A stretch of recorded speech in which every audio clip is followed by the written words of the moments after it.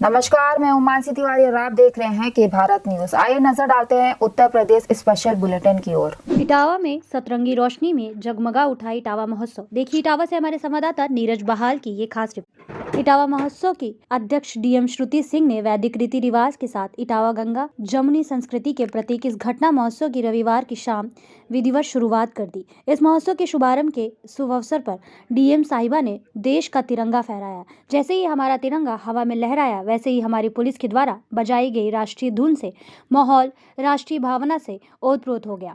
इसके बाद महोत्सव पंडाल में मां सरस्वती के सामने डीएम श्रुति सिंह ने दीप प्रज्वलित कर इस इटावा महोत्सव को रोशनी प्रदान की। शाम के समय जैसे ही सूर्य भगवान अस्ताचल की तरफ बढ़े, वैसे यह इटावा महोत्सव सतरंगी रोशनी में जगमगा उठा। इस जगमगाते महोत्सव में आए लोगों ने इस सुनहरे मनमोहक माहौल का जमकर आनंद लिया।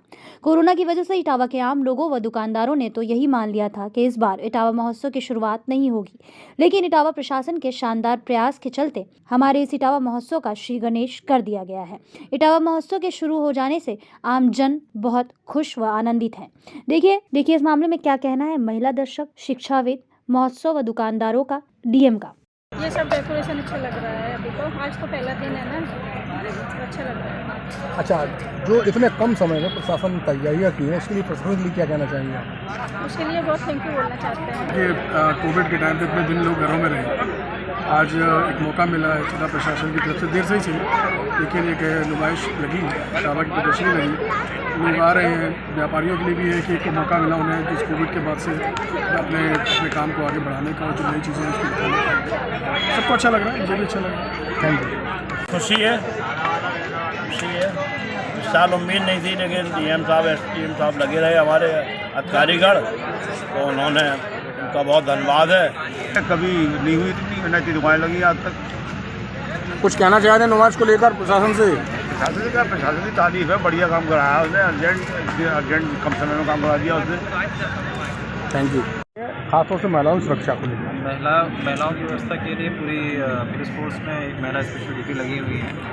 अभी आप पाएंगे कि आज यहाँ पे जो हमारी टीम आनी थी पुलिस की, वो आ चुकी है। कैसा कब तक चलेगा मेला ये? 1 महीने के लिए समय। इसमें सारी संस्थाओं से बात हो चुकी है। सारे लोगों ने एश्योर किया है कि हम इस नुमाइश को पहले से बेहतर माहौल दे सकेंगे, चाहे सुरक्षा की दृष्टि से हो, चाहे हाइजीन की दृष्टि से हो, चाहे किसी भी तरीके से हो। आदमी को बिल्कुल यहाँ आके एक ऐसा माहौल मिलेगा कि किसी विश्व स्तरीय मेले में आए हुए हैं। नुमाइश की जो परंपरा है, इसको विस्तृत तौर पर मैंने समझा, बहुत ही एक किसी भी त्यौहार जितने भी हम मानते हैं साल में, उनसे ज़्यादा एक अच्छा रंगारंग कार्यक्रम है, आदान प्रदान की व्यवस्था है।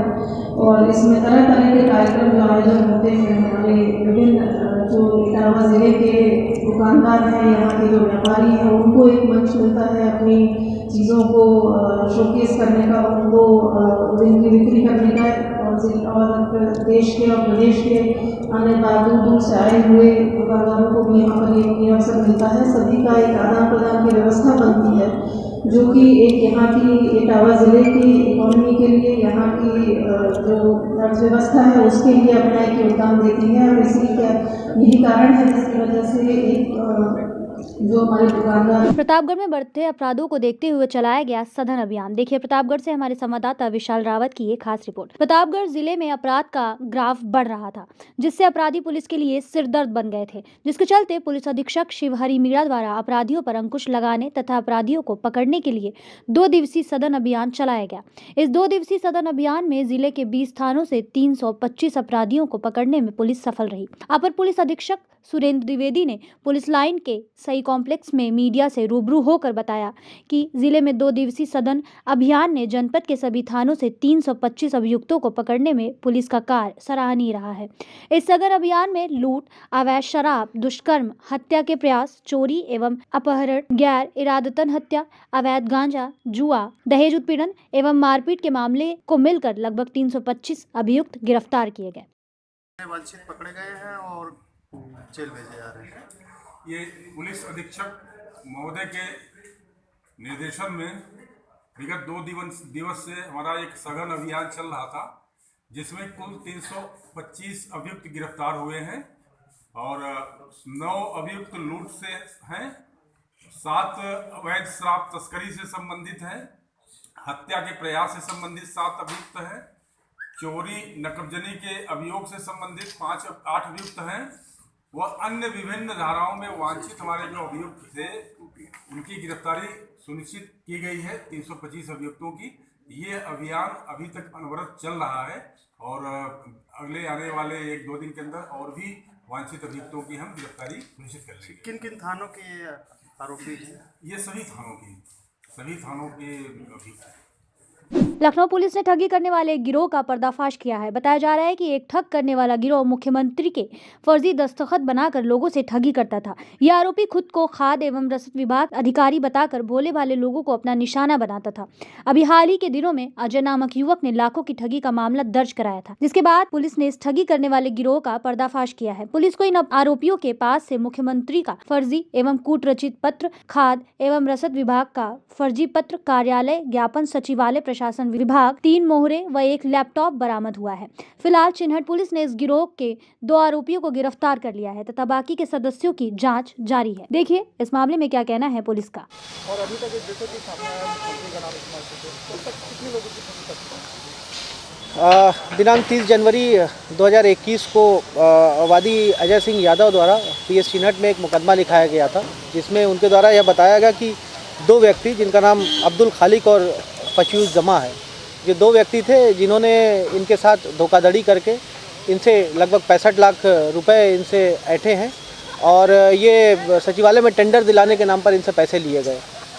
तत्पश्चात मुकदमा FIR पंजीकृत करने के बाद पुलिस सरगर्मी से विवेचना में मशगूल हुई और इस विवेचना में पाया गया कि ये जो 2 व्यक्ति हैं ये अपने आप को ये खाद्य और रसद विभाग का सचिव बताते हैं और अपने आप को सचिवालय में बताते हैं कि हमारी गहरी पैठ है और इसको अदब में लेते हुए लोगों से फर्जी तरीके से फर्जी वर्क ऑर्डर निकालते हैं।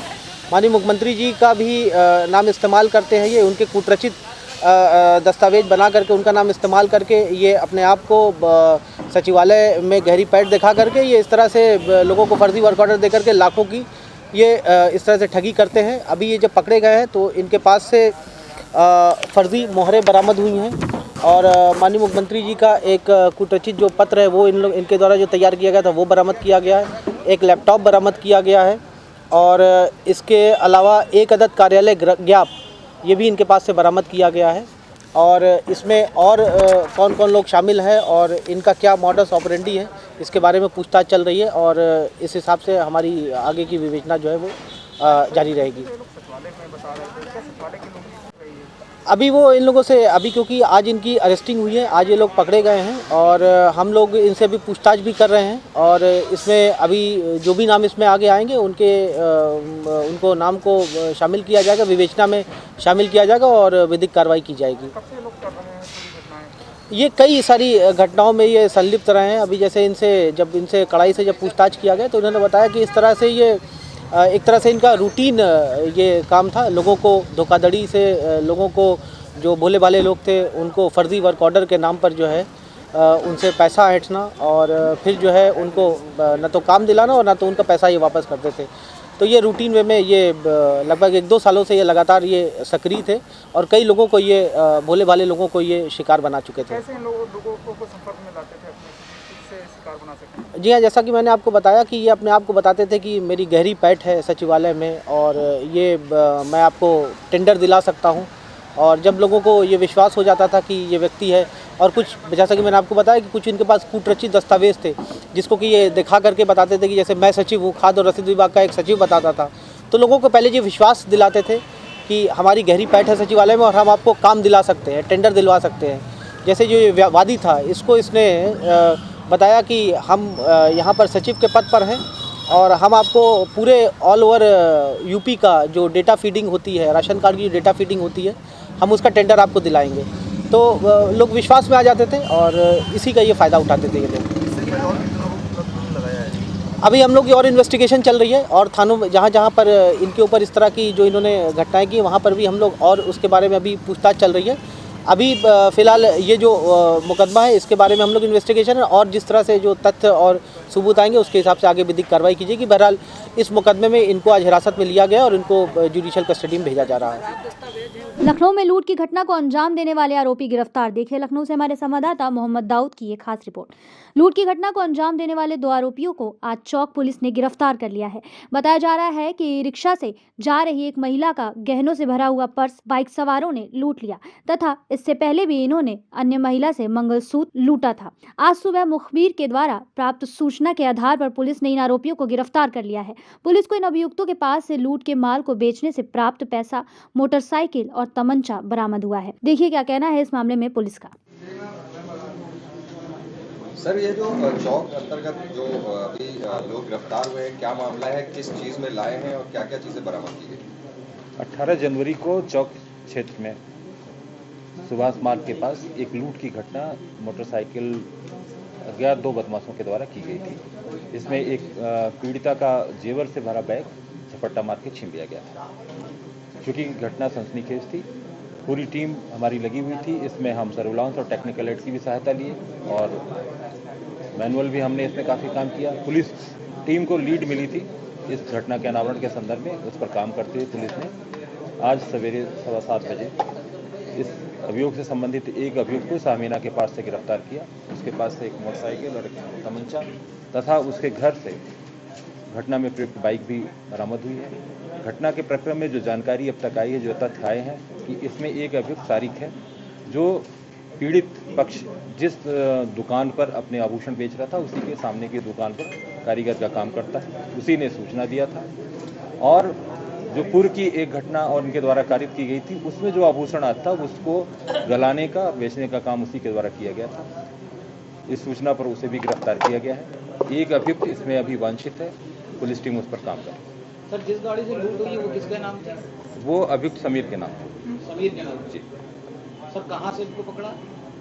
समीर की गिरफ्तारी सामीना के पास हुई थी। उसके पूछताछ के बाद तारिक को उसके घर से गिरफ्तार किया। पकड़ने में टीम के लिए कुछ इनाम भी 10,000 का नगद।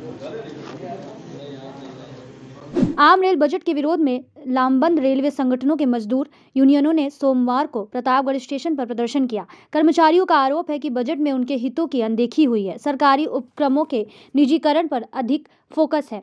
बिना संगठनों को विश्वास में लिए सरकार श्रमिक कानूनों को खत्म करने की साजिश में जुटी है। रेलवे स्टेशन पर बजट के विरोध में ध्यान आकर्षण दिवस पर प्रदर्शन करते हुए मेंस यूनियन के शाखा अध्यक्ष शफीक अहमद ने कहा कि यह बजट कर्मचारी विरोधी है।